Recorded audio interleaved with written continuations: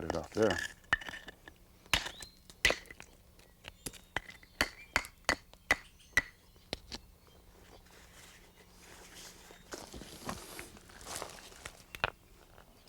These are hammer stones. This is a well-worn one. They're all rounded off. Kind of useless, really. People in the museum think this is a perfect example, but actually it's a worn-out stone. A better stone is one that's still got some corners on there, because you have to be flaking and hitting a corner that wide, and a rounded stone, not so easy. But this is the process you want to do. Flaking like that, using a corner.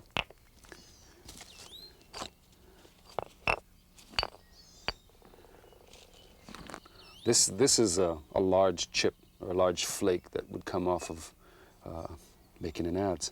And as you can see, there's a wide end and a thinner end. And this is the impact shoulder here. This would have come off of a stone like so. A proper way is to be holding the whole stone in your hand and tilting the stone. If you hit straight down, the way that the conchoidal fracture happens, you're going to undermine. And when that happens, you're either going to make a triangular adze or you're going to be stuck, because from here on, I cannot cleave it to make it flat, because I have to hit it at an angle for it to cut straight down. So you can see, I just glance off. There's really no way to save this other than grinding it, which I don't believe they would have bothered with. They would have grabbed another stone and started over. When the flakes come together like so, this is evidence of resting it and hitting this. This I know because I've done it.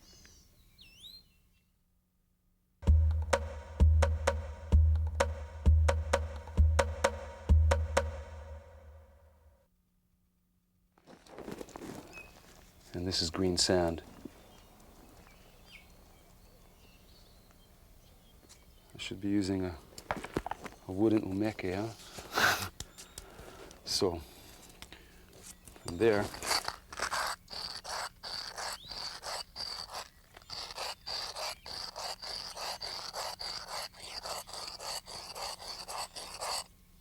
keep grinding it till you get your finest friction-free cutting edge as you can. When you come down to a final point, I've learned the hard way not to go in, go across. Little chunks will chip off the finest edge you're making. This is something you got to do quite often when you are using the tool. The first cut makes a rough cut. I save this slurry. It'll be all around the thing there. I save it because the next time around it's a finer grit. So after I've done a lot of my grinding, I switch back to the finer grit and I get more of a polished cutting edge. This part, not so critical. The main thing is that it fits, that the handle can be made to fit it. The cords will be fit on there's no movement, you won't be cutting your cords. It's not important to really shape this as much. More important is just the cutting surface.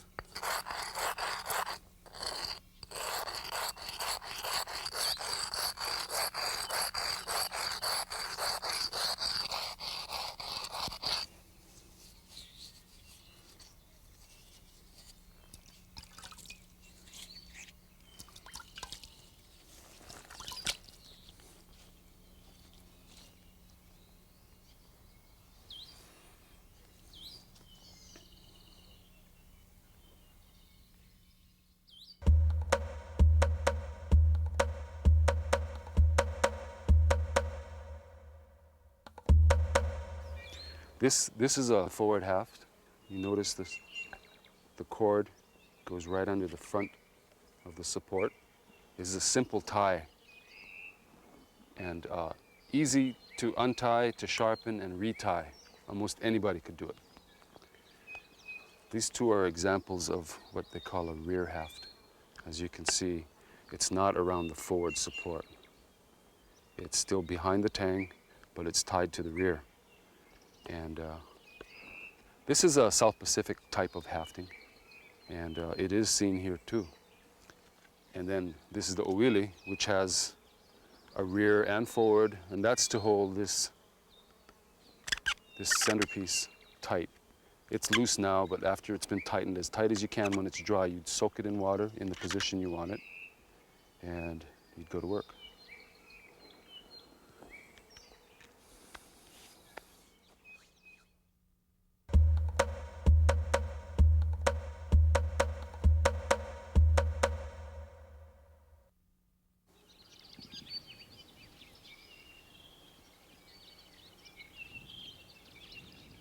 This is the KAKOʻI. It means carving adze, most likely for carving images. This is about the smallest you'd find an adze blade. Anything smaller, they call it chisel.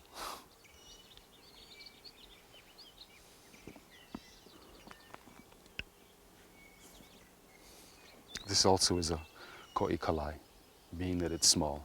It would be more for finer things like carving, or maybe making house posts, trimming the ends where the ropes go around.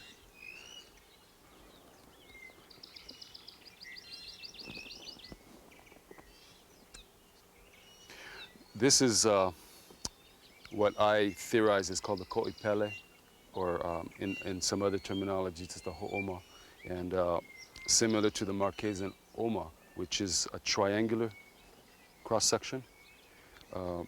Reasons for this is, like I was saying earlier,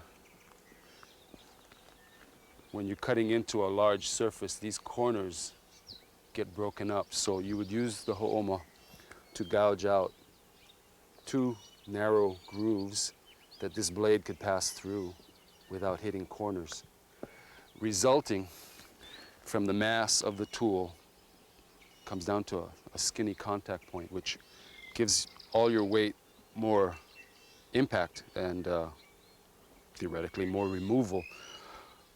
The result of this is still broken corners, which after you keep regrinding, you will come with a narrower and narrower blade. And it might be why we don't have too many examples of this left, because they were abused in their normal use. The ones that survive are these, because this tool protected the corners. This is the owili. It's loose right now, but it would be tightened up. So you could hollow out the inside of the canoe, still using gravity.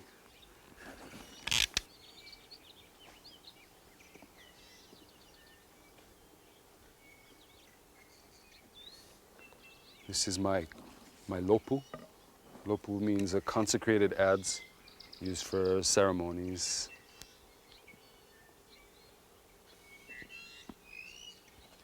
This stone is from Maui. It's from the east side of Maui, where there's lots of erosion exposing this nice hard stone that's under the surface.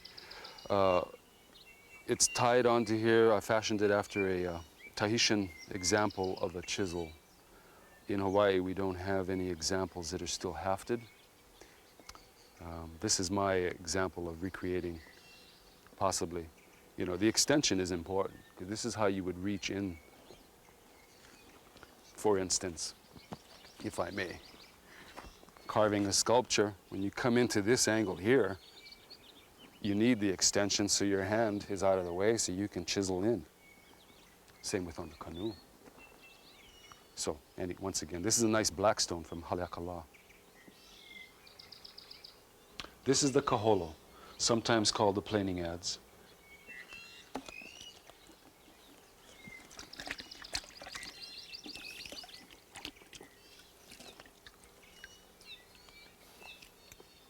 I use it to produce a flat surface and to smooth the wood, such as the outside of a canoe. It's important to hit the same spot because it produces one curl. Yeah, it was like the workhorse, considering that the biggest things that were made were canoes.